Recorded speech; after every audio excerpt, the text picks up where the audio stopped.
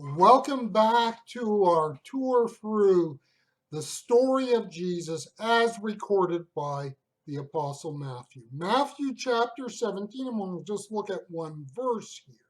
And we will use this verse to generate discussion about what was the nature of Jesus' ministry alike. Not so much about, but what was his style of ministry like. Matthew chapter 17 and verse 1, and reading from the New American Bible. 6 days later, Jesus took Peter, James, and his brother John and led them up on a high mountain by themselves. We can look at the work of Jesus and take away from it that it was casual and spontaneous. What do I mean? When you look at the Gospels of Matthew, or the Gospel of Matthew or Mark or Luke or John, you can look at them and get the sense that Jesus, did this and did that. A person shows up and Jesus heals them. Jesus had a crowd gather around them, so Jesus takes the opportunity to teach them. In other words, from day to day, week to week, there's a spontaneous nature that where Jesus is going with the flow. This happens, so Jesus does this. That happens, and Jesus does this. It is easy enough to read Jesus' ministry in this light. Now, I think that is a shallow approach to reading the Gospels. It does not convey the sense that within Jesus there was a fluidity to his ministry. Jesus did not operate as if he had no real fixed agenda. Then you come to verse 1 of chapter 17. Notice how it stands out against this idea that Jesus just simply went with the flow. Here is something of critical importance, something deliberate, and I would say to you something that is fought out, and that's the key here. We don't know the nature of Jesus' thinking prior to this, but this is something that happens without several steps happening before it. The verse really does not seem to say all that much. Jesus, it could be read, goes, you, and you guys come with me. We're going up to the top of this mountain. In order to get to this point, Jesus had to take a number of steps. Now, can I tell you what they were? The answer is no. You see, Jesus is not just at random taking a quarter of his apostles and taking them aside and going up on the mountain. Jesus had worked, first off, with a number of disciples, out of which 12 were chosen as apostles. And Jesus worked with each of these apostles, but Jesus obviously did not envision the same role for each of them. They were not all equal. They had different functions. They were different gifts, different abilities.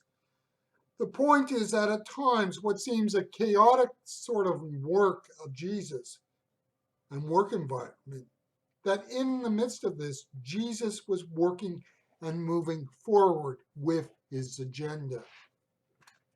So let's put it this way. There are two equally wrong approaches to the work of the church and the work of the ministry. The one is the carefree, lackadaisical approach that says, what will be, will be. This approach is often put forward as the one that is open to the moving of the Holy Spirit. In our day and age, this approach is not all that popular, for we live in a culture that believes in micromanaging everything, where time and its use is to be fully accounted for. A time of ministry is given a time slot and no more. We have structure, organization, and we have leaders who can pull all of this together. The problem, of course, is that there's no real place for the needs and concerns of people.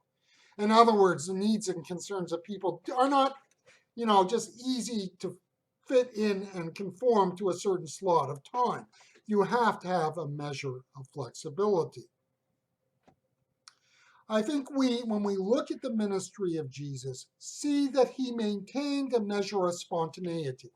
If someone came up to him out of the blue to be healed, Jesus could step aside from what he had planned that day and bring about a healing. But understand that Jesus still had a direction and course to his ministry.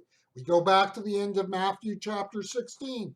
There became a right time for Jesus to approach the subject of where his ministry was going and what he was doing. There was a building up and leading to this, and there were to be a continued building up and leading to the crucifixion. Don't think that Jesus did not have a pulse on where things were going. Jesus had a direction and he had firm control, but that never got in the way of not having time for people. And so we could call this the middle approach to ministry. It's not just being spontaneous and it's not just being regimental in our approach. It's somewhere in the middle. We have structure, we have design, but we have flexibility as people come into our lives. The person that stands out in the three people listed as going with Jesus is James. Now, we need to be very clear as to who this James is. This James will be eclipsed in the history of the early church by Jesus' brother James. This James will become the leader of the church in Jerusalem, and this James is an important figure in the book of Acts. Not so much straight up, but he's there at various points in the story of the church in the book of Acts. And he becomes a key early church leader. This James, the brother of John, who goes up with Jesus on the mount, will be killed, and his story of death will be told in Acts chapter 12. What is fascinating to me is that this is not somebody who is going to be long term a leader in the early church movement, because he's going to be killed.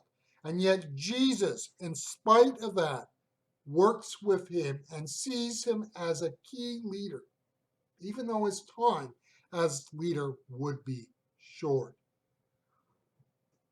My point is in all of this section, is Jesus had the freedom to not be restricted by the limits of time. Yes, he worked within the time that he had to achieve his purposes, but he was not a prisoner of it. He had spontaneity and flexibility.